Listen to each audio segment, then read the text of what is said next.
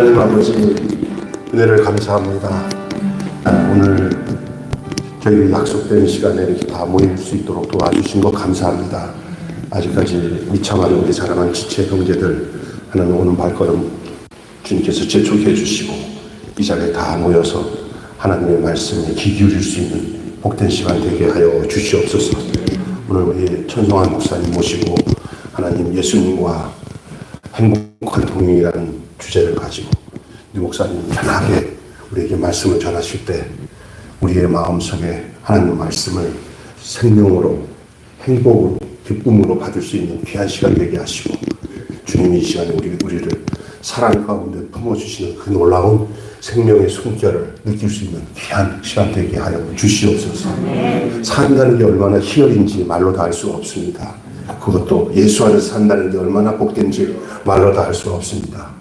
하나님 오늘도 목사님을 통해서 전해지는 그 행복의 이야기들이 우리 안에서 실제가 되게 하여 주시옵시고 주님 영광 받는 귀한 시간 되게 하여 주시옵소서.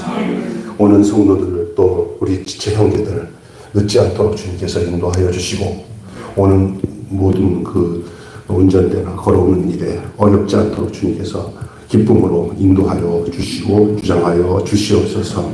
오늘 이 시간 다시 되돌이켜 우리가 살 수 없는 시간 속에서 살고 있습니다. 이 시간을 가장 귀한 시간으로 하나님 삼을 수 있는 저희들 되게 하여 주시옵소서. 우리를 사랑하신 우리 주 예수님의 이름으로 기도하옵나이다. 우리 천성환 목사님 잠깐 소개하겠습니다. 사실은 개인적으로는 제가 DCF 처음 와서 우리 BTS 그 훈련을 우리 천성환 목사님 통해서 제가 훈련받고 그 다음에 강도영 목사님께 양육을 받았는데 오늘 그 아버지가 우리 집에 오는 것처럼 기쁘고 즐겁습니다. 우리 목사님 나오실 때 여러분 박수로 환영해 주시고 목사님께서 한국교회에서 지금 유기성 목사님과 함께 하는 그 유기성 목사님 아시죠? 선한 목자리에 목사님과 함께 멤버십으로 이 지역 목회자들과 교회를 위해서 잘 섬기는 일들 또 얘기해 주실 겁니다. 나오실 때 박수로 환영하겠습니다.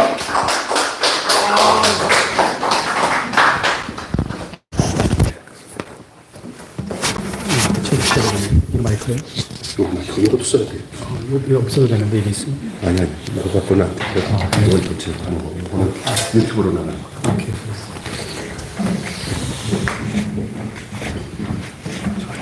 할렐루야.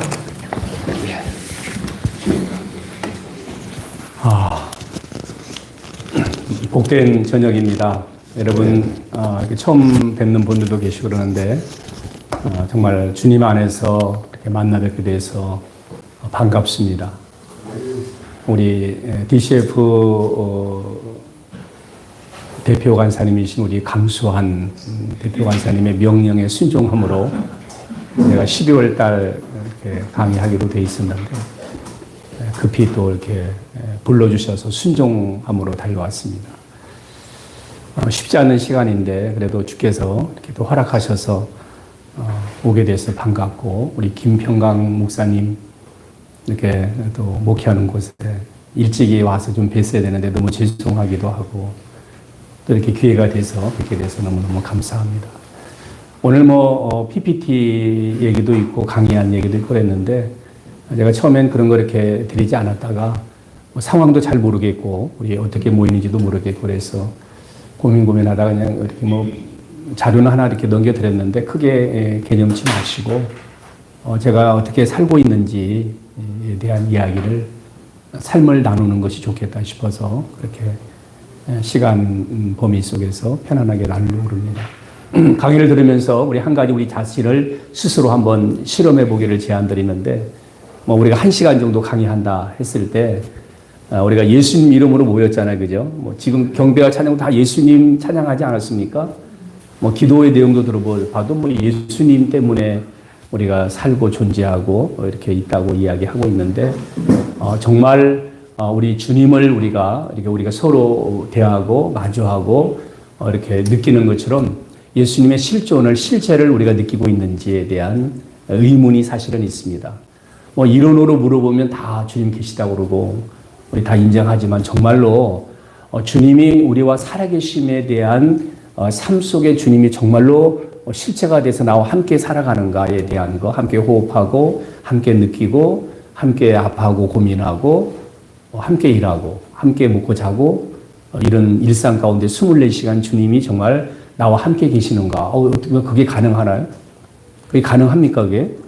우리 불의 사자님 어떠세요? 우리 함께 양육받을 때 제가 닉네임 우리 모임에서 붙였어요. 불의 사자라고 했어요. 불의 사자. 아, 정말 존경스럽습니다. 여러분, 지금 주님이 어디 계십니까? 예?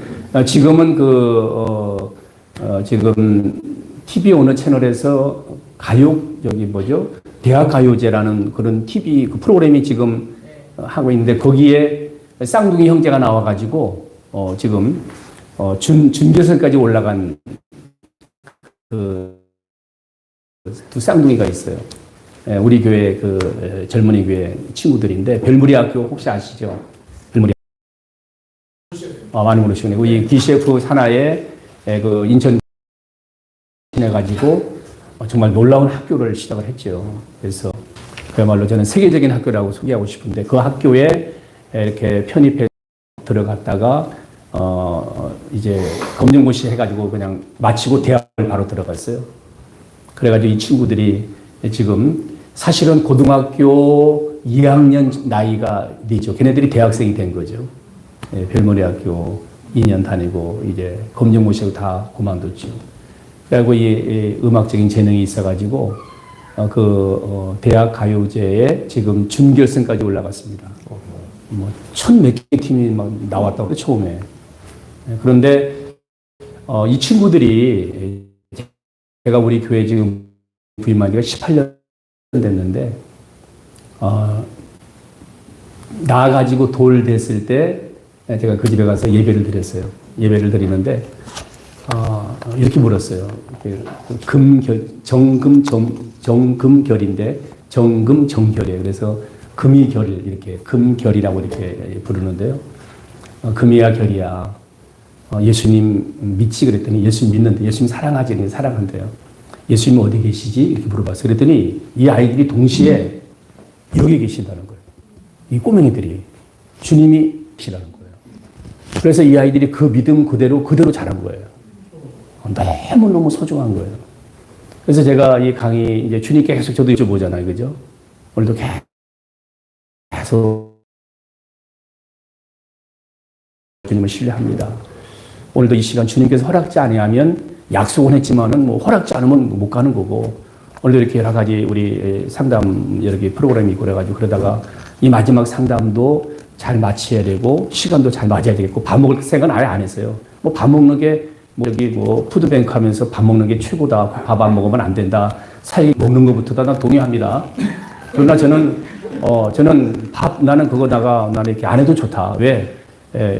나는 이거 해야 되니까, 순종해야 되니까. 그래서 그런 마음으로 시간을 쓰려고 했는데 또 와서 밥을 또 꼭 반드시 먹어야 된다고 그러더라고요. 그래서 어쨌든 기가 막힌 맛집이네. 그죠? 그래서 잘 맛있게 먹었는데, 이 모든 시간과 흐름과 우리 삶의 순간순간에 주님을 우리가 이렇게 느끼고 있는가. 그냥 생각으로 막연하게, 주님 살아계시지 뭐.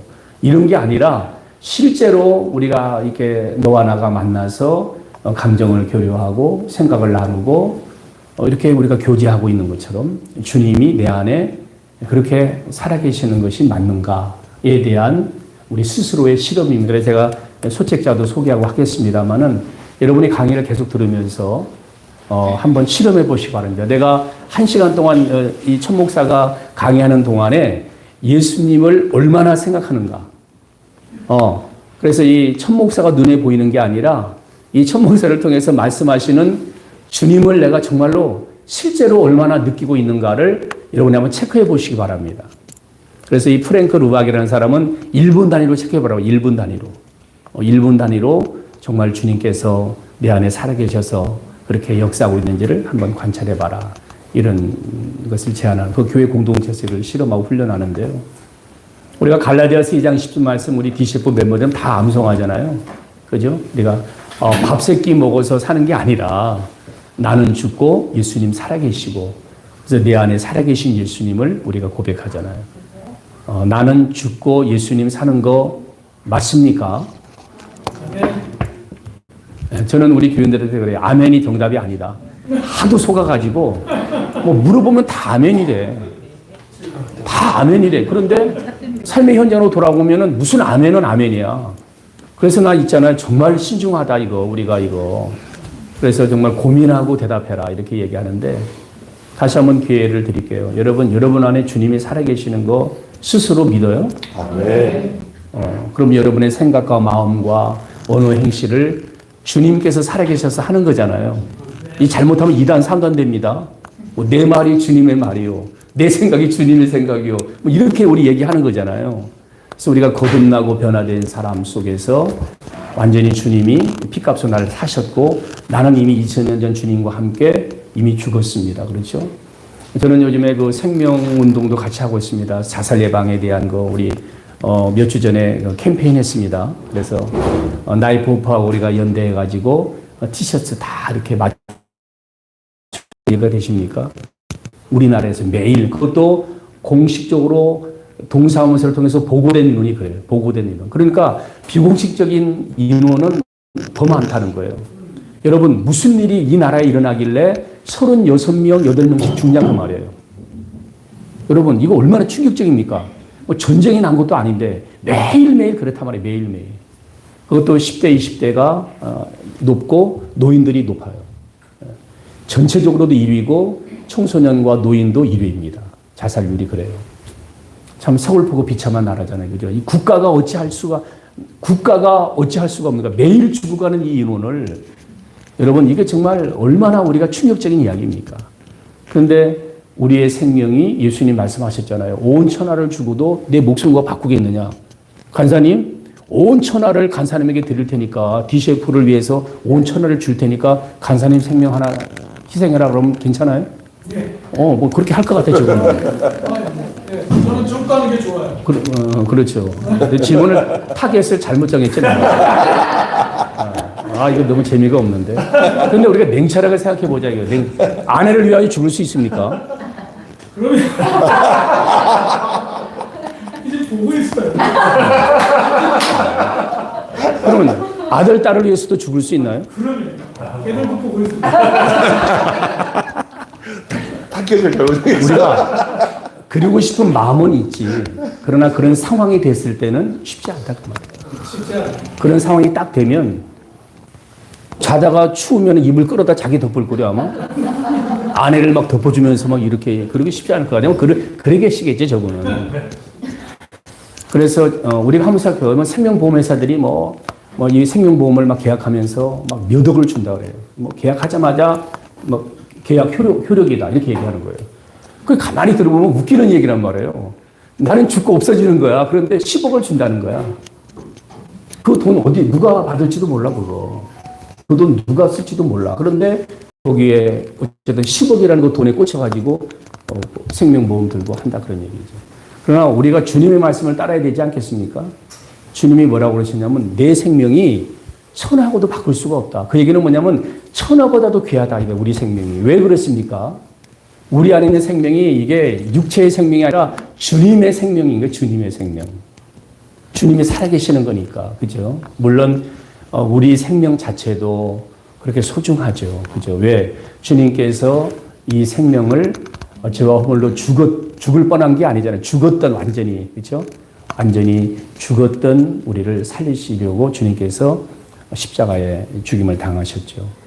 그래 이제 자살과 관련해서 많은 젊은이들이 특히 젊은이들이 이렇게 죽고 싶어합니다. 너무너무 어려운 거예요. 그런데 교회에 오니까 이미 죽었다고 얘기한단 말이에요. 죽었다. 근데 죽기는 뭘 죽어요? 아멘 대답했는데 여기 계단 나가면서 주차 시비 붙어가지고 막 시퍼렇게 살아있고 먼저 밥 먹으려고 막 싸우고 별것도 아닌 작은 것에 목숨 걸고 이 남성들 여기 우리 동네 남성들 그런 사람들이 있는데 고속도로에 딱 들었으면 자기 차를 추월하는 꼴을 못 본대 자기는. 그게 무슨 얘기입니까 그게? 카레이싱 세계 1위도 아닌데 자기 차를 추월하는 꼴을 못 보겠대. 그러니까 막 운전하면서 생명을 거는 거예요. 목숨을 거는 거예요. 그런 데다가. 그래 이렇게 참 사소한 일에 목숨을 거는 그런 일도 많고 그래요. 근데 우리의 고통과 아픔은 막 삶에 희망이 없으니까 계속 살겠다는 생각보다 죽고 싶은 생각을 많이 하는 거예요. 근데 복음은 뭐냐면 이미 너를 위하여 죽었다. 근데 이게 믿어지지가 않는 거예요. 그죠? 주님이 죽었다. 그래서 저는 그렇게 복음을 선포하죠. 자살해도 죽지 않는다. 우리 자아는 자살하면 죽을 것 같죠. 그거 속이는 겁니다. 원수막에 속고 자기만 생명만 끝나는 거예요. 희생당하는 거예요. 시퍼렇게 자아가 살아서 자기 목숨 그냥 마귀에 속여가지고 죽는 거지. 그렇게 해서 자아가 죽는 게 아니라 자살해도 죽지 않는 게 자아. 그렇게 끈질게 자아다 그 말이죠. 근데 이 자아 죽음을 우리가 언제 경험합니까? 여기 다 우리 디실프 멤버들이라면 그런 자아의 죽음을 다 경험하신 분들이라고 제가 믿어도 되겠죠. 2000년 전 예수님 십자가의 죽음의 그 사건은 나를 위한 죽음이었단 말이죠. 그죠? 그래서 우리가 자아의 죽음은 발견하는 거예요. 아하, 그때 나 이미 죽었네? 라고 발견하는 거예요. 그때 자아의 참 죽음의 의미를 우리가 알게 되는 거잖아요. 아, 나 그때 죽었네. 나 이미 그때 죽었네. 그래요. 그래서 자아의 죽음을 경험함과 동시에 주님의 생명이 이제 우리 안에 계셔서 우리는 그때부터 밥 세 끼 먹고 사는 게 아니라 주님이 살아계셔서 나를 사랑하사 자기를 위하여 자기 몸을 버리신 하나님의 아들을 믿는 믿음 안에서 사는 것입니다. 나는 죽고 예수님이 내 안에 살아계시고 그렇게 해서 주님이 사는 것입니다. 주님이 사는 거예요. 그렇죠. 그래서 이 친구들이 꼬맹이들이 주님 여기 계세요. 내 안에 계세요. 이렇게 믿고 자란 그 어린 꼬마들이 이제 벌써 이렇게 검정고시 패스 해가지고 뭐 대학생도 아니죠. 그 친구들이 교회 오면 이 청소년부에 나갈 수가 없는 거예요. 레벨이 너무 달라가지고 이제 고2인데 거기 나가면 어울릴 수가 없는 거야. 그렇다고 해서 대학교 젊은이 대학 우리 젊은이 교회 따로 있는데 거기 가려고 그랬더니 꼬맹이들이 와가지고 형님들 누나들이 있는데 온다고 안 붙여주는 거야 또. 그래서 참 그런 재밌는 상황들을 보는데 우리가 이제 예수님이 우리 안에 계시다는 거 계속 지금 주님이 계셔서 말씀하는 걸 여러분이 듣고 계시죠? 네. 뭐 엉뚱한 생각하고 있는 게 아니죠 지금. 보세요. 우리가 이렇게 우리가 주님 생각을 잘 못하는 거잖아요. 그래서 예수님 행복한 동행 24시간 365일 우리가 예수님과 함께 사는 것, 함께 호흡하며 함께 동행하는 삶을 어떻게 우리가 잘 살아낼 수 있을까? 그것이 우리가 뭘 그렇게 사는 것이 아니라 그렇게 살도록 허락받은 우리들인 거예요. 그렇게 사는 것이 정상인데 우리는 뭘 노력해서 이렇게 살아보려고 애쓰는 자체가 어찌 보면 좀 우스운 거예요. 사실은 본질에서 많이 벗어난 거죠. 그래서 예수님이 내 안에 살아서 그야말로 주님이 사는 것에 우리는 그냥 그렇게 이렇게 순종하며 살아가는 그러한 삶이 가능한데 그것이 실제가 되려면 우리가 어떻게 사는 것일까에 대한 그런 이야기를 오늘 이렇게 좀 편하게 나눠보고 싶은 거죠. 주님이 내 안에 살아서 주님이 살아계심에 따라 나는 그냥 이렇게 얹혀서 살면 좋겠죠. 그렇죠? 그래 안 그래요? 뭐 미국 이 동부에서 서부 이렇게 우리 몇 명 우리 그 친구들이 이렇게 운전하면서 여행할 수 있는 기회가 한 번 있었는데요. 가도 끝도 없는 그 넓은 길. 나중에는 뭐 별별 얘기 다 하고 게임하고 뭐 찬양 부르고 기도하고 막 그러다가 조용히 보면 다 자요. 너무나 먼 거리를 가다 보니까 다 자는 거예요. 그럼 막 혼자 운전하는 혼자 막 졸려가지고 막 꼬집고 막 하는데도 너무너무 졸린 거예요. 그런데 우리 인생길에 여러분이 막 길을 쓰고 졸음 참고 막 힘들어가는 걸 참아가면서 여러분이 운전하면서 알지도 못하는 곳을 뭐 우리나라에 내비게이션 잘 돼 있지만은 그 당시만 해도 뭐 미국은 지도책 갖다 펼쳐놓고 지도 보면서 몇 번 길 그러면서 운전하고 다 갔거든요. 뭐 밖을 재미있게 뭐 낯선 곳인데 구경을 여유 있게 할 수가 있어요. 뭐 그야말로 지도 보고 그거 막 도로 몇 번 길 놓치지 않으려고 어떤 거기에 신경 써 있단 말이죠. 그런데 대탄 친구들은 졸리면 자고 뭐 간식도 먹고 야 너무 아름답더라면서 막 운전 조심해래요. 너는 앞만 보고 운전만 하고 자기들끼리 막 그러다가 자기들 또 자고 뒤집어 자고 나는 그래도 눈 뜨고 막 부릅쓰고 운전해야 되고 우리 인생길에 있어서 내 인생을 누가 여러분 운전하면 좋을 것 같아요. 주님이 하시는 거잖아요. 주님이. 우리는 주님이 운전하시도 우리는 그냥 타서 그냥 자고 즐기고 놀고 우리는 그렇게 사는 거잖아요. 우리가. 그렇지 않습니까? 예.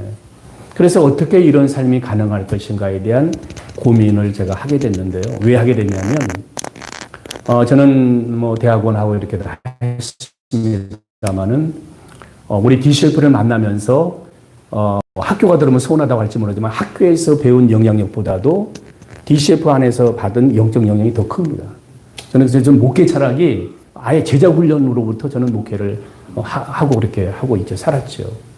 청년 시절부터 해가지고 제 안에도 그렇게 만나게 되었고 저는 처음에 DCF가 이단인 줄 알았어요.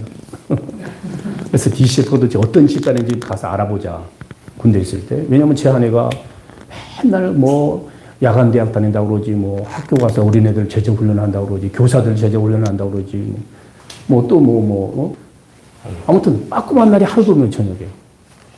도대체 뭐 때문에 그러느냐. 계속 편지를 주고받으면서 6년, 7년 교제하면서 그러고 있는데 군대 갔는데 막 날이면 날마다 뭐 그냥 한 달도 여유가 없는 거예요. 그래서 편지를 보면은 뭐 DCF라는 성교단체에서 뭐 제자 훈련을 받는다는 거예요.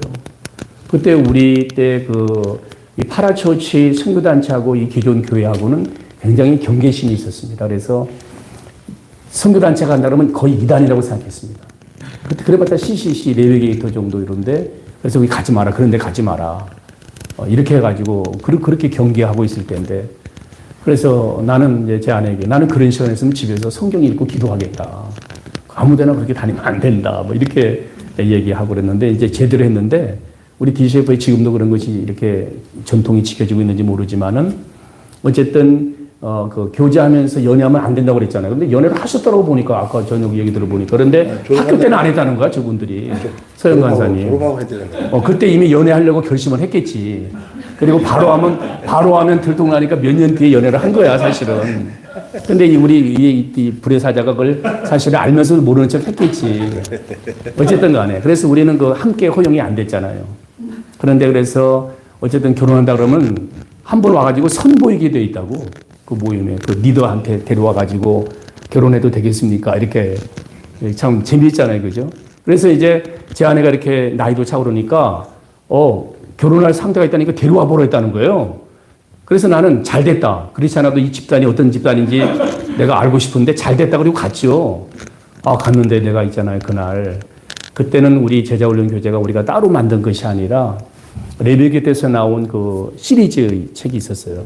그래서 뭐 그리스도의 주제권 뭐 이런 책. 그거 가지고 이렇게 상 펴놓고 교사들이 모여서 성경 공부하는데 그 책을 보니까 내가 군대 가기 전에 청년들한테 그 교재 가지고 내가 가르쳤던 교재였어요. 주님의 주되심에 대한 거. 야, 이제 여기 옆에서 이렇게 우리 모임 보라고 그러더라고요. 참관할 수 있는 시간을 주고 그래서 옆에서 듣고 있는데 제가 얼마나 창피하고 부끄러운지 온 얼굴이 시뻘겋게 막 이렇게 됐어요. 너무너무 창피한 거예요. 왜냐하면, 아니, 어떻게 같은 복음, 같은 성경을 나는 왜 이렇게 느끼지 못했지? 왜 이렇게 깨닫지 못했지? 나는 그냥 이론 강의를 했더라고, 이론 강의를. 근데 그날 그 시간은 이게 그냥 말씀이 살아가지고 완전히 그래서 뭐 이단인지 아닌지 그런 생각도 다 잊어버리고 그 다음에 뭐 선본다고? 그런 기분 나쁜 생각도 잊어버리고 그래서 아무튼 그래가지고 강 목사님을 뭐라고 얘기했는지 모르겠어요. 몇 마디 하고 그리고 돌아오게 됐죠. 그래서 DCF와의 만남이 시작이 된 거였죠. 그리고 그 당시 이제 신학생이면서 전도사였는데 팀이 하나 만들어진다는 거예요. 그리고 더 중요한 건 아내가 계속 금식을 하는 거예요. 그때는 아내가 아니었지. 계속 말도 안 하고 금식을 하는 거예요. 그리고 왜 그랬더니 결혼 한번 좀 생각해 봐야 된다고 그랬다는 거예요. 그래서 내가 너무너무 기분 나쁜 거야. 아니, 자기가 뭔데. 무슨 결혼을. 근데 그때 내가 느낌으로 알았어요. 어떤 느낌을 주께서 내 안에 그날 성령께서 이렇게 가르쳐 주셨어요. 나는 그냥 신학교 졸업해가지고 목사 안수 받고 그냥 목회하면 되는 줄 알았어요. 그렇게 살면 되는 건 줄 알았는데, 그날 그때 그 복음을 들으면서 그것이 얼마나 인간적인 생각이었던지를 내가 스스로 알게 된 거예요. 그래서 내가 준비되지 않는 내 영적 상태를 주님이 아시고, 그 당시 내가 일기를 그렇게 기록한 것 같아요. 주님이 아시고, 내가 알고, 저 개표 관사라는 사람이 알았구나. 그래서 내가 할 말이 없었던 거예요, 할 말이. 그래서 아내가 계속해서 기도하는 가운데, 팀이 하나 만들어졌다고 연락이 오는데, 토요일 날 저녁에 모인다는 거예요. 토요일 날. 근데 그 당시 대학원생 전도사가 토요일 날은 거의 생명줄인 거예요, 그게. 교회 가가지고 사회가라면 장학금을 어떻게 받고 학교 공부를 어떻게 합니까? 근데 토요일 날 팀이 만들어진다는 거예요, 우리 처음 팀이. 그런데 그 당시 있잖아요. 앞뒤 가리지 않고 무조건 한다고 그랬어요. 사회자 팀. 그래서 이제 뭐 그 경기도 포천에 집인데 거기서 서울대 입구까지, 봉천 입구까지 막 갈아타고 가지고 하는데 한 두 번 모이 보더니 이거 아무래도 사역자들인데 이거 토요일 날 안 되겠습니다. 안전한 시간에 합시다. 그래서 주일 밤에 모이자고 그러더라고요. 할렐루야. 근데 주일 저녁 예배가 다 있었잖아요. 그러니까 주일 저녁 예배 마치고 거기 오면 밤 10시가 되는 거예요. 10시. 9시에서 10시 되는 거예요. 나는 할 말이 없는 게 우리 오정수 교수님이 그 부산 그때 그 교수로 있어요. 부산에서 오시고 일양 공동체에 거기 어떤 목사님 계셨어요. 그분이 전주에서 오시고 나는 포천에서 오는 건 아무것도 아니야. 그래가지고 이제 모여서 이제 양육하다 보면 주일날 하루 종일 새벽부터 사역하고 사역자들이니까 다 지치잖아요. 그러면 꾸벅꾸벅 졸아. 어떨 때는 강 목사님이 양육하다 자기도 졸아. 너무 피곤하니까. 그럼 잡시다 그러면 밥상 펼쳐놓고 다리 뻗고 뒤로 자. 뒤로 벌렁 누워. 그래가지고 새벽에 따랑 울리면 일어나가지고 다시 양육받는 거예요. 그리고 그 서울대 있고 앞에 그 빵집 직원도 있는지 모르겠는데 그 빵집에 가는 거예요. 빵집에 가가지고 빵 하나 우유 한 잔 먹고 월요일 날 각자 일터로 돌아가는 거예요. 이렇게 이제 양육이 시작이 됐죠. 뭐 얘기가 좀 길어졌는데 어쨌든 그런 과정을 통해서 제자 훈련을 받았는데 제가 이제 목회 현장에 딱 나오면서 뭐 대전에 가서 대전 지부도 개척하고 했습니다마는 다시 이렇게 목양으로 돌아와가지고 지금 우리 교회가 74주년 된 교회인데 올해가 거기에서 내가 18년 목회를 하면서 제자 훈련을 하면서 너무너무 충격을 받았던 게 뭐냐면 제자 훈련 막 300몇십 명 임원들 했죠. 계속해서. 그런데 훈련 받을 때는 변화되는 것 같고 훈련 받을 때는 막 진짜 주님을 사랑하는 것 같고 그런데 막 은사도 나타나고 막 능력도 나타나고 막 변화가지고 막 완전히 막 오직 예수로만 그렇게 고백하고 그러는데 어느 정도 시간이 지나면 원점으로 다 돌아오는 거예요. 야, 신기하다. 아니, 그렇게 복음에 감격하고, 그렇게 삶에 충격을 받고, 눈물 콧물 쏟아가면서 예수로만 살기로 했던 이 사람들이 어떻게 원점으로 어느 날 원점으로 돌아오냐 이거예요. 그리고 자기들이 막 양심에 너무 힘들어하는 거예요. 고통스러워하는 거예요. 이게 말씀과 삶이 괴리가 너무 크다는 거예요. 이게 일치가 안 된다는 거예요. 이런 고민과 딜레마에 빠지게 된 거예요. 도대체 이게 뭐지? 그리고 그 많은 양육받는 사람 가운데 지금도 제가 이렇게 돌아보면 정말로 예수님으로 변하는 사람은 손에 꼽을 정도밖에 안 돼요. 그나마 그것도 참 감격이잖아요. 그죠?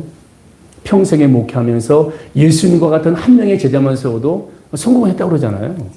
예수님과 같은 제자 한 명만 세워도. 그렇잖아요? 그래서 그건 이제 그렇게 이제 궁여지책으로 그렇게 위로를 받는 거죠. 그래도 이렇게 몇 사람이 있지 않느냐. 맞지. 그럼에도 역시 너무너무 고민이 되는 거예요.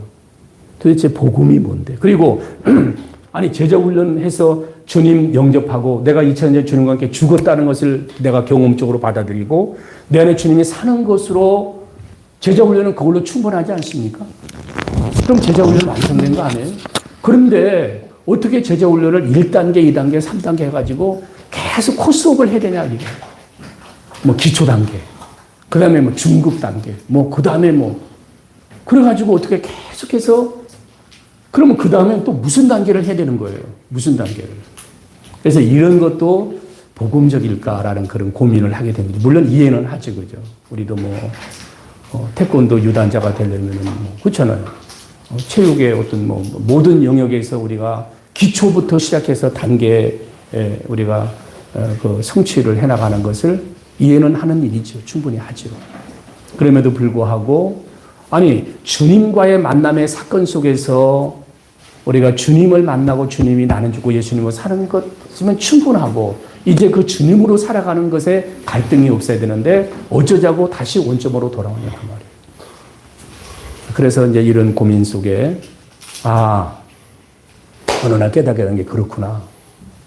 주님이 내 안에 살아계셔서 주님으로 사는 것에 대한 날마다 친밀한 교제를 경험하지 않고는 스스로 속겠구나. 이런 생각을 하게 된 거죠. 그래서 마침 이제 교회 안에서 제자훈련을 하려다 보니까 이 선교단체에서 제자훈련하고 분위기가 완전히 다른 거예요. 이 선교단체는 시간과 물질 헌신을 이야기하지 않아도 돼요. 선교단체는 왜? 자기의 니드에 의해서 오기 때문에 부산서 오고 전주서 오고 왔다고 그랬잖아요. 그 사람들은 시간만 정해놓고 거기 안 오면 자동 아웃되는 거예요.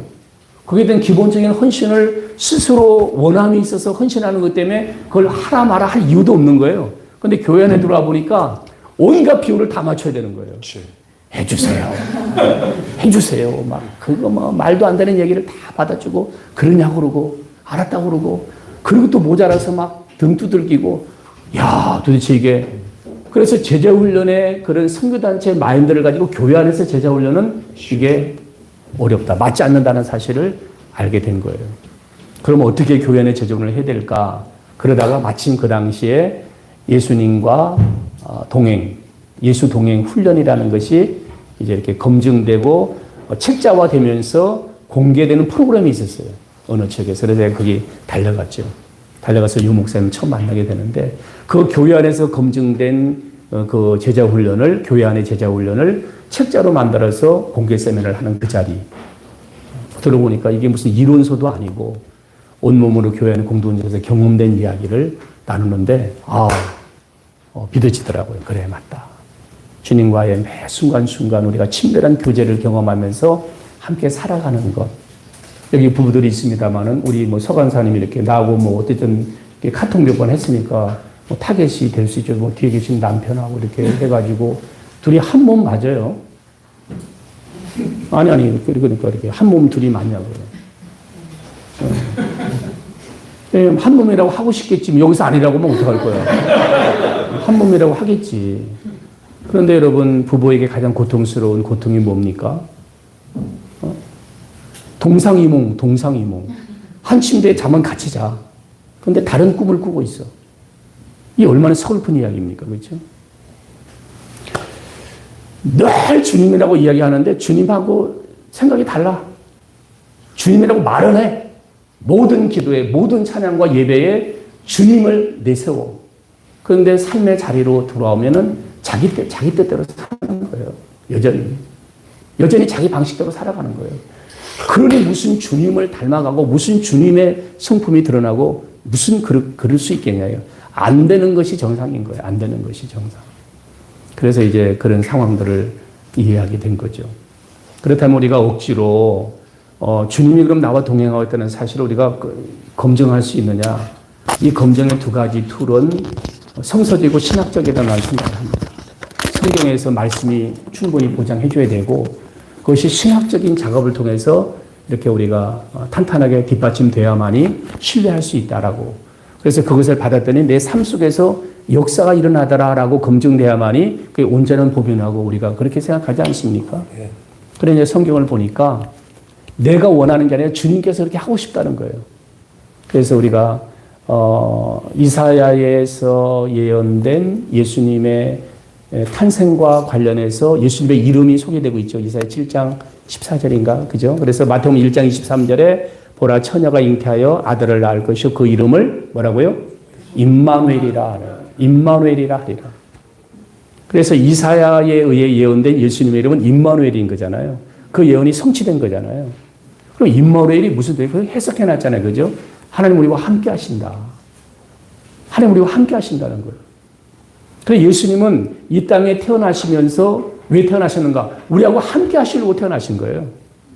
그 주님께서 마태복음 28장 20절에 이제 부활하시고 승천하시면서 대위임, 그레이트 커미션, 그렇죠? 지상명령 우리에게 주시면서 마지막에 뭐라고 약속하시면 볼지어다 내가 세상 끝날까지 너희와 함께 하겠다고 그랬어요.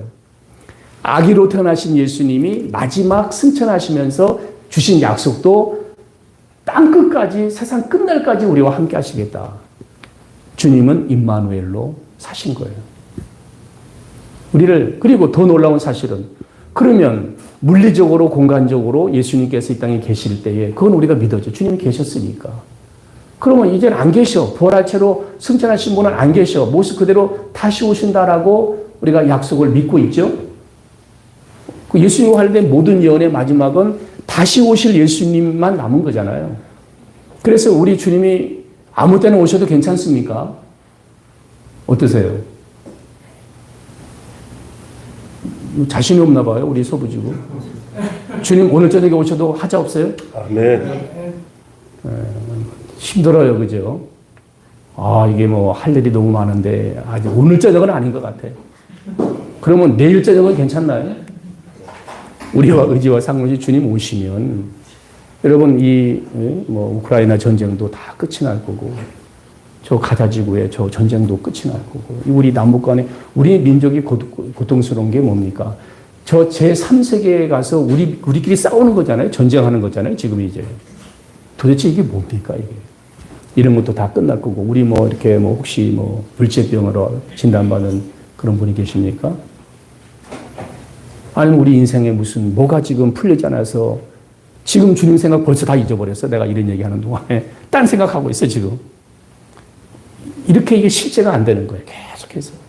이런 우리의 연약함도 이제 다 끝이 날 거란 말이죠. 주님 오시면. 그러니까 우리의 리드보다도 주님 오시는 것이 훨씬 좋은 거예요. 그래서 이단이 많은 거예요. 이 재림과 관련해서. 그런데 우리가 마태복음 24장 14절 말씀처럼 이 천국 복음이 모든 민족에게 증거되고 난 후에 주님이 오신다. 주님의 입으로 하신 말씀이에요. 그죠? 가장 신뢰할 수 있는 것은 그거 하나라고 난 그거 믿어요. 그것만이 분명한 거예요. 그래서 우리가 이제 막 선교단체에서 우리 지금도 그렇게 가르치고 있는지 모르겠지만은 우리는 막 회개 엄청 했어요. 그 말씀 붙잡고. 주님이 재림이 지연되는 것은 나 때문이다. 왜? 내가 복음을 전하지 않기 때문에. 그렇게 우리가 슬퍼하고 아파하고 그래서 우리가 복음 전하고 막 그렇게 살아오고 지금도 그런 마음으로 살고 있잖아요. 그죠? 그죠? 네, 여러 가지 점검이 필요한 것 같아요. 여기 이 모임은.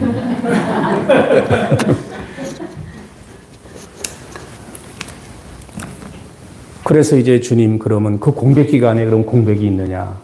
재력 계셨고 예언은 700년 전의 예언은 성취되었고 성취되신 주님이 공생애를 통해서 같이 계셨고 다시 오신다까지는 좋은데 그러면 그 물리적으로 시공간 속에 주님이 그러면 떠나 계시느냐? 천만의 말씀이잖아요. 그래서 우리는 보혜사 성령에 대한 놀라운 약속을 우리가 받고 있는 거잖아요. 그죠? 요한복음 16장 7절입니까? 거기 보니까 그러나 내가 실상을 말하오니 내가 떠나는 것이 너에게 유익이라. 내가 떠나가지 아니하면 보혜사가 내게 임하지 아니하리니 너희를 고아처럼 버려두지 않는다. 너는 마음에 근심하지 말고 두려워하지 마라. 주님께서 이렇게 말씀하시면서 떠나는 것이 너에게 유익이라. 떠나는 것이 유익이라는 거예요. 저는 이 부분도요 굉장히 주님이 뭔가 모르시네. 실제로 그런 마음이 들었어요.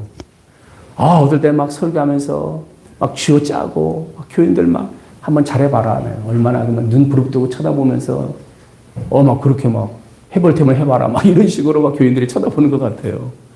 주님이 지금까지 살아계시면 2000살 정도 되시겠죠? 그래서 그냥 한번 딱 못 자고 한번 딱 보여주고 여기도 한번 초대하셔가지고 한번 쫙 보여주고 이게 와서 만져봐라 한번 하고 부활체로 그냥 신출 규모래가지고 여기 나타났다 저기 나타났다 막 붉은 공중에 떠가지고 한 바퀴 싹 도셨다 이게 딱 오시고 그러면 지금 뭐 우리 요 정도 뭐였겠습니까? 이거 막 지금 뭐 영국의 BBC 막 미국의 뭐 방송 막 해가지고 여기 미어 터져가지고 그렇게 막 이거 중계하지 않겠습니까? 그게 빠르지. 무슨 이렇게 이런 사람을 불러가지고 막 진짜 이게 믿어야 될지 말아야 될지 하는 이상한 얘기를 하면서 지금 여러분을 막 설득시키려고 막 이런 애를 뭘로 이런 애를 씁니까? 이런 애를. 난 진짜 그렇게 생각했었어요. 주님이 계시는 게 옳았지. 그런데 복음을 깨닫고 나니까 주님의 말씀이 맞는 거예요. 떠나가지 아니하시면 보혜사가 임하지 않는다. 각 사람 안에 우리가 자아의 죽음을 경험하고 주님의 놀라운 약속을 우리가 영접할 때 영접이라는 것은 우리의 온 인격으로 모셔드리는 거잖아요. 제가 오니까 우리 그 김평강 우리 여기 대표시잖아요. 뭐 앞에서 기다려 주신다고 그러고 저 등치가 막 탁 서가지고 차를 여기다 대치라고 그러고 밥 안 먹겠다는데 굳이 또 맛집이라고 그러면서 먹으라고 그러고 또 여기 소개하더니 뭐 아버지 같은 사람이 왔다고 내가 그 말에 믿어야 될지 안 믿어야 될지 모르겠는데 막 그렇게 얘기를 하고 느낌이 뭐냐면은, 아, 나를 이렇게 고맙게 잘 이렇게 맞이해 주는구나. 뭐, 올 테면 오고 갈 테면 가고 이게 아니라, 야, 그래도 마음을 다해서 나를 이렇게 귀하게 대해주는구나. 굉장히 감사하잖아요. 그런데 여러분들이 저보다 더 주님이 이곳에 계셔서 말씀하실 것을 믿고 오셨지 않았어요? 그죠? 주님이 일하심을 믿고 오셨잖아요. 그래서 우리가 그 마음으로 십자가의 복음을 들었을 때에, 그래, 나는 죄와 허물로 죽었던 인간이야. 나는 이미 죽었던 사람이야. 죽을 뻔한 게 아니라 완전히 살았지만 죽은 자였던 거였잖아요. 우리가, 그죠? 그랬던 나를 살려주신 거잖아요. 생명의 은인 받은, 그죠? 뭐 조금 뭐 도와주신 게 아니에요. 우리는 완전히 정말 본질상 진노의 자식들이었던 거예요. 생각하는 게 죄고, 하는 짓거리가 진짜 하나님을 실망시켜드리고, 우리 그런 사람들이었잖아요. 우리의 의의가 더러운 옷 같다고 그랬어요, 이사야는. 아무리 뭐 율법적으로, 윤리적으로, 도덕적으로 고상하고, 뭐 선이니 뭐니 사랑이니 이렇게 해가지고, 그래도 나는 괜찮은 사람이야. 웃기지 말라는 거예요. 더러운 옷 같다는 거예요. 그게 우리의 의의가. 우리가 그런 사람들이었단 말이죠.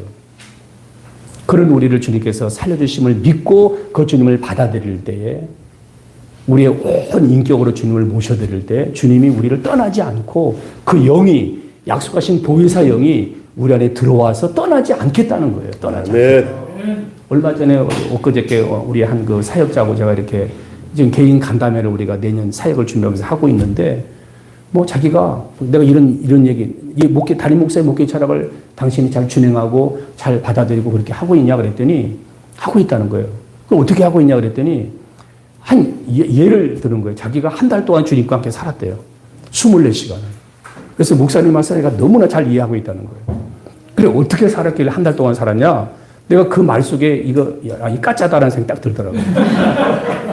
막 성령께서 와 계시는데 24시간을 일거수일투족 막 매 순간순간 성령께서 자기 안에 주님께서 말씀하시고 생각해서 막 자기가 공중에 푹 떠서 살았다는 거예요. 근데 어느 날 풍선이 바람 빠지는 것처럼 푹 찌그러지더니 성령이 떠나가더라는 거예요. 그래서 내가 가짜 복음이라고 그랬어요. 가짜 복음이다. 너 스스로 속고 있는 거다 그랬어요. 아니 무슨 성령이 왔다가 떠나가냐. 떠나지 않는다고 말씀하시지 않았냐. 그건 네가 만들어낸 내 감정이다. 그거는 어디 가서 그런 얘기 하지 마라. 내가 당신을 이해는 하겠다. 내가 고마우면 이해는 하겠는데 성령님이 그런 성령님은 아니다. 우리 성령님은 그대로 떠나지 않고 우리 가운데 계시는 거예요. 홀리 스피릿. 그분은 인격적인 영이고 거룩한 영이기 때문에 우리가 죄와 가까워지면 그분은 가만히 계십니다. 나서질 않아요. 떠난 게 아니에요. 그냥 가만히 계세요. 우리 성령님은. 그래서 성령님을 기뻐하고 즐거워하고 환영하고 막 우리가 성령님을 정말 인격적으로 잘 대우해드려요. 성령님, 나 오늘 늦지 않게 해주세요. 나 기도하면서 성령님, 뭐 이렇게 안내하지만은 오늘 이렇게 정확하게 잘 가게 해주세요. 오늘 말씀 이렇게 잘 효율적으로 잘 전하게 해주세요. 계속해서 기도하잖아요. 성령님. 제 아내하고 지금 38주년, 이제 올해가 38주년 기념, 결혼 기념일이 내일 모레 같은데요. 우리가 제자 훈련 받으면서 어느 날 우리가 적용했어요. 여보, 이 성령님에 대해서 알고 나니까 너무 좋은 거예요. 그래서 우리 성령님의 인격적인 살아계심 우리가 고백하면서 합시다. 그때 결혼하고. 어떻게 하면 좋을까? 눈 뜨자마자 우리 인사를 이렇게 합시다. 성령님, 안녕하세요. 성령님, 안녕하세요. 지금까지 하고 있어요. 지금도 눈 뜨고 일어나면 막 피곤해가지고 막 요즘에 특사하느라고 지쳐있는데, 여보, 성령님 안녕하세요. 성령님 안녕하세요. 이렇게. 우리 하루의 일상 그렇게 시작이 되고 있어요. 너무너무 감사한 거예요. 아, 성령님이 우리 안에 계시는구나. 그래, 우리가 성령의 사람인지. 이런 고백 속에 살아가고 있는 거예요. 이야기를 제가 배경 얘기를 이제 많이 너무 한 것 같은데요. 이제 나머지 그냥 쭉쭉 이야기해도 될 것 같아요. 그래서 예수 동행 운동은 이렇게 시작이 되었고, 그래, 우리가 내가 사는 게 나 사는 거 아니에요. 나 위하여 죽으신 주님이 사시는 거라는 것을 정말로 믿는다면 우리가 사는 것은 주님이 사시는 것이다. 이런 전제 속에. 그래서 거기 오늘 본문의 말씀으로 히브리서 12장 2절 말씀을 드렸는데 같이 읽어볼 수 있으면 좋겠죠. 시작. 믿음의 주요 또 온전하게 하시니 예수를 바라보자. 예수를 바라보자. 그는 그 앞에 있는 기쁨을 위하여 십자가를 참사 부끄러움을 개의치 아니하시더니 하나님 보좌 우편에 앉으셨느니라. 여기서 핵심 내용은 예수를 바라보자. 예수를 바라보자. 그 NIV 성경에 보면 Let us fix our eyes on Jesus라고 되어 있어요. 우리의 눈을 주님께 고정시키자는 거예요. 그래서 우리가 한눈 팔지 마 그런 얘기하지 그죠? 뭐 우리가 학교 뭐 제자라고 그러는데 한눈 팔지 마, 한눈 팔지 마, 수업 시간에 한눈 팔지 마, 똑바로 나를 쳐다봐 그러잖아요, 그죠? 한눈 파는 순간 넘어지는 거예요, 우리. 그래 안 그래요? 제가 여러분 1분 단위로 실험하면서 하자고 까지도 많이 빠진 거잖아요, 그죠? 한눈 파는 순간 우리 미끄러지고 자빠지는 거예요. 세상을 바라보는 순간 유혹에 덫에 걸려 넘어가는 거예요. 우리가 그렇게 연약한 존재라는 우리가 인정하시고 살아야 돼요. 그렇잖아요. 그래서 우리의 시선을 주님께 고정시켜라. 주님께 고정시켜라. 주님만 바라보고 살아가야 돼요. 주님만 쳐다보고 살아가셔야 돼요. 주님만. 이것이 가장 안전한 삶입니다. 이것이 가장 평안한 삶이에요. 이것은 가장 승리하는 삶입니다.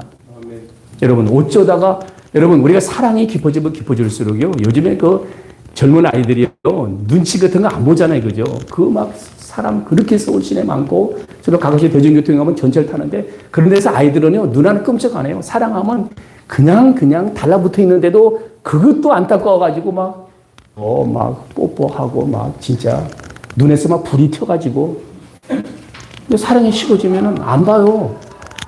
무슨 한 몸은 무슨 한 몸이야 안 봐. 그냥 이렇게 막 같은 방에 있는데도 대화 안 해. 그냥 카톡으로 얘기해. 같이 있는데도.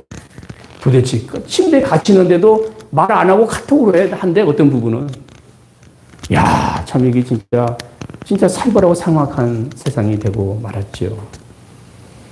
네, 그래서 우리가 예수님에게 시선을 고정하고 주님과 동행하는 친밀한 교제를 통하여 살 수 있는 가장 좋은 툴이 있을까? 있다. 그것이 뭐냐면 동행일기 쓰는 거다. 아니 내 안에 주님이 계신다면 계신 흔적들이 있어야 될 거 아니에요. 그런 경험들이 많아야 될 거 아니에요. 그죠? 그래 안 그래요? 이게 저하고 이렇게 오늘 저녁에 1시간 정도 만났으면은 이것은 우리에게 특별한 사건이잖아요. 그래 안 그래요?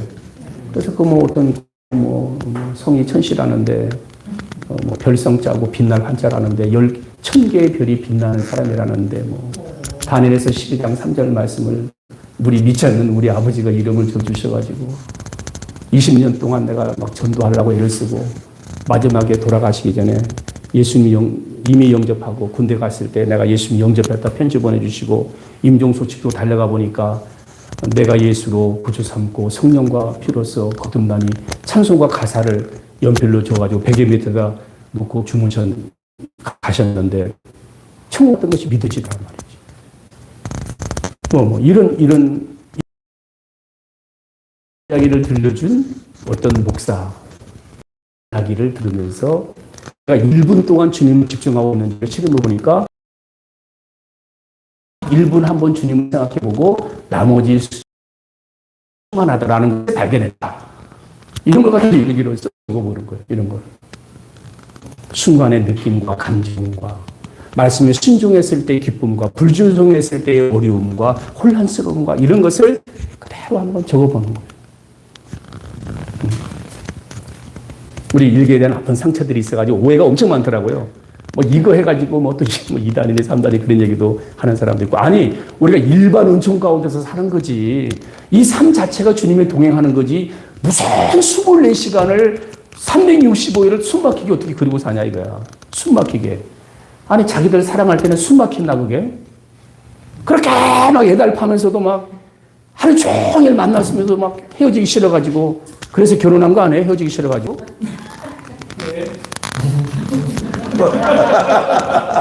오늘 아무튼 부부싸움 할지 모르겠는데 사모님 좋아요. 그래서 우리가 그 좋은 훈련 방식이 일기를 적어보는 거다 그래요. 제가 이렇게 일기와 관련해 가지고 우리가 상처가 많은데 전 초등학교 때 방학 일기 검사잖아요, 그죠? 그러면 제일 어려운 게 날씨더라고, 날씨. 날씨를 그래가지고 누나 일기장 뺏겨놓고 날씨 막 똑같이 써놓는 거예요, 날씨. 비 왔다, 안 왔다. 막 그렇게 하고 그리고 일기라는 게 또 막 비밀 일기 써가지고 엄마한테 막 들통나고 연애질하가 들통나가지고 너희는 이리 와. 뭐 공부도 안 하고 막 연애했다고 막 그런 상처들이 있어가지고 일기를 공개하려고 그러니까 이게 너무너무 힘든 거예요. 이게. 이 동행이 일기의 가장 핵심적인 그 훈련 가운데 하나는 나눔방을 만들어서 이렇게 소그룹의 나눔방을 만들어서 일기를 오픈하고 살자는 거예요. 주님이 나와 함께 하고 있던 삶을 나누자는 거예요. 소그룹으로. 그래서 저는 제 일기방이 10몇 개가 있어요. 근데 제가 마지막에 이제 이게 굉장히 과학적으로 잘 돼 있어요. 그래서 한 번만 일기 쓰면 내가 가게 된 모든 방에 다 일기가 똑같이 올라가죠.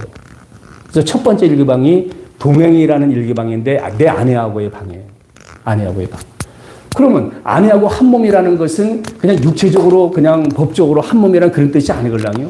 지금도 여러분 가운데 부부들 가운데 그런 싸움하는 분들이 계실지 모르겠어요. 저는 결혼 예배학교를 5주 동안 진행하고 얘가 안 하면 저는 결혼주를 안 해요. 아예 교회 선포했어요. 부임해서 2주째 되던 그날 낮 예배 설교하면서 여러분 죄송하지만은 제가 교회 공동체를 의논하지 않고 제가 발표하는 게 하나 있습니다. 잘 들으세요. 저는 결혼을 해보니까 결혼 예배학교를 하지 않고 5주 하지 않고는 결혼 주례를 하면 안 된다는 생각이 들어서 저는 그렇게 할랍니다. 우리 교회에서는. 그래서 우리 교회에서 담임 목사 주례 받으려면 5주 훈련을 받아야 돼요. 결혼 예배학교. 그 얘기는 또 다른 얘기니까 뭐 기회 되면 제가 한번 하라면 할게요. 그 얘기. 엄청난 중요한 얘기죠. 중요한 것은 그래서 이제 부부가 이렇게 20, 30년 살았는데 어느 날 부부싸움을 하는데 너무 겁나는 싸움을 하는 거예요. 아직도 내 성격을 몰라. 아직도 내 성질을 몰라. 아직도 내 입맛을 모른단 말이야. 아직도 우리 집안 분위기를 몰라. 그러면서 막 들이다 싸우는 거예요. 아니 그게 무슨 말이에요 그게. 그래서 제가 이제 예배학교를 하면서 느낀 게 뭐냐면은 한 몸으로서의 스타트도 안 한 거예요. 이 부부는. 그 한 몸이라는 개념을 완전히 진짜 잘못 접근하고 잘못 알고 시작을 한 거죠. 그냥 단순히 육체적인 관계를 맺었다는 거, 부부 관계를 맺었다는 거, 법적으로 그냥 결혼 혼인신고했다는 거, 그래서 그 새끼 가운데 자식 새끼 하나 낳았다는 거, 뭐 이런 거 가지고 한 몸이라고 생각하는지 모르겠는데 여러분 이 주님께서 한 몸 됐다는 것은 이건 신비입니다. 신비. 자, 결혼하기로 결정한 두 사람이 이제 결혼함으로, 사랑함으로 결혼하고 되어 있는데 요즘에는 사랑 안 하고도 결혼합니다. 무서운 시대가 들었어요. 사랑 안 하고도 결혼합니다, 요즘에. 근데 성경은 사랑해야 결혼한다고 그랬어요. 그래서 사랑하기로 하고 결혼했는데 그 결혼이 되면서 무슨 일이 나느냐. 남자 A와 여자 B가 자기의 삶을 여기서 멈추는 겁니다. 여기서 끝내는 거예요. 결혼을 시점으로.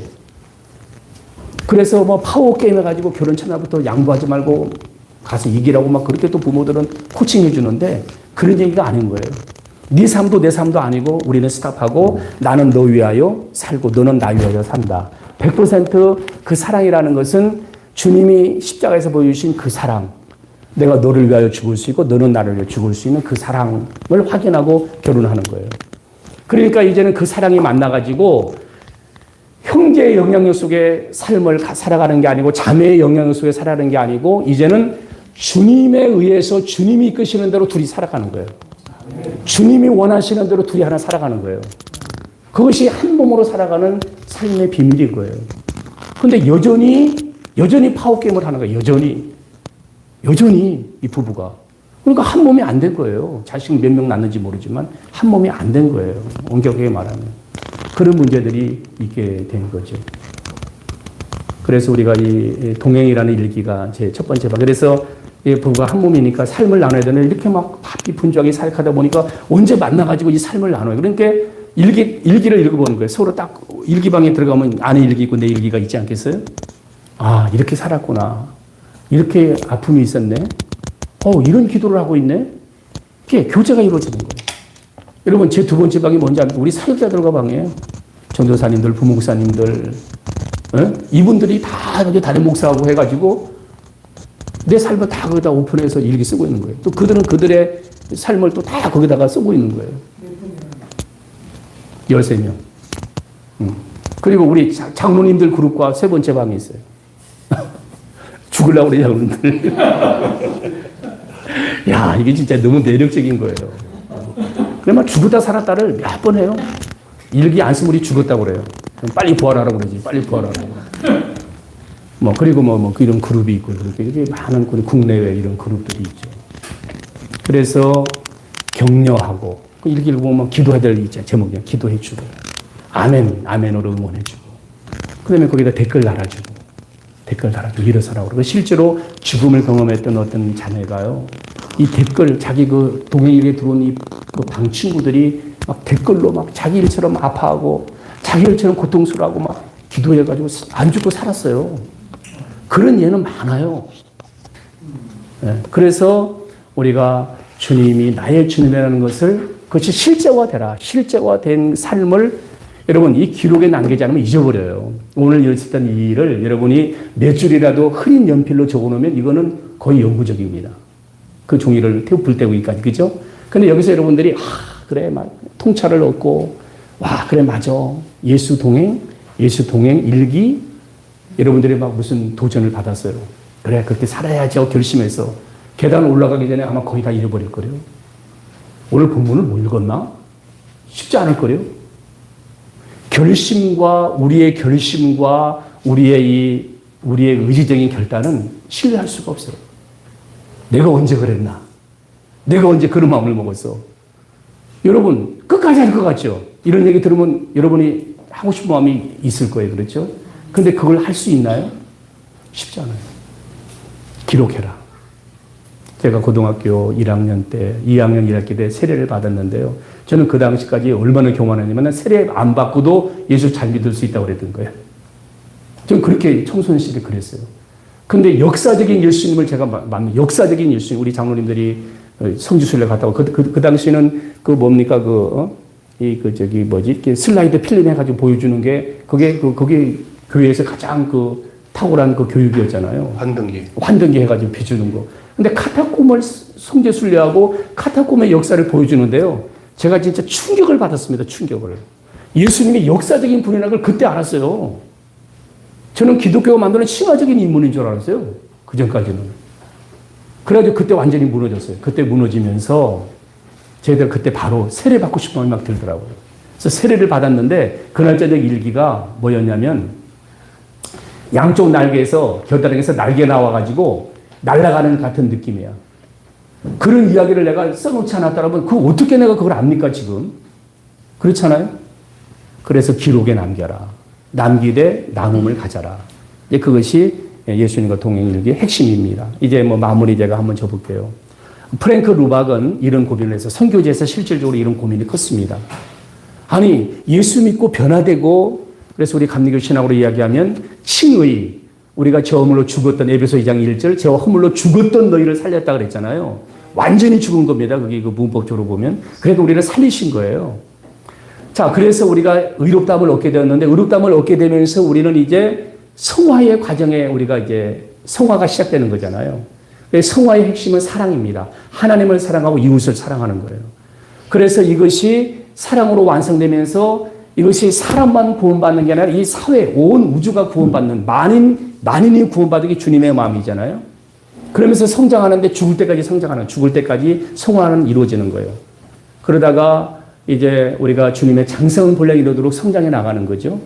그리고 천국에서는 이제 우리가 영적으로도 주님과 같은 분량에 우리가 성장하는 이런 계속 그리스도의 완전에 대한 것이 우리 감리교 웨슬리 목사님의 구원론에 관한 핵심적인 내용들이잖아요. 그래서 우리가 자라가고 성장해 가야 하는 것이죠. 그래서 프랑크 루박이 그런 것이 구원인데 그것이 그리스도의 완전인데 성장하는 건데 왜 그게 아까 제가 고민한 것처럼 왜 도대체 안 되는 거지? 그러다가 이분이 그런 고민을 한 거예요. 그러면 주님이 살아계심을 경험해보자. 자기 교회 공동체 안에 이 작은 책, 이게 처음에는 이게 메모리 형식으로 이렇게 된 건데 이게 소책자가 돼가지고 예수동행 운동하면서요. 출판사에서 이걸 갖다가 책을 원고를 찾아가지고 재판하기 엄청나게 팔려냅니다, 지금. 이거 강의를 해가지고. 그래서 이제 그런 유명한 책이 되었는데 여기 보면 1분 게임 점수 카드를 해가지고 지난 1시간 동안 나는 총 몇 분 동안 하나님을 생각했다. 이 교회 공동체에 실험해 본 거예요. 그래서 이 공동체가 굉장히 건강한 공동체인데 1시간 동안에 44번 평균 나온 거예요. 이거는 엄청나게 집중한 겁니다.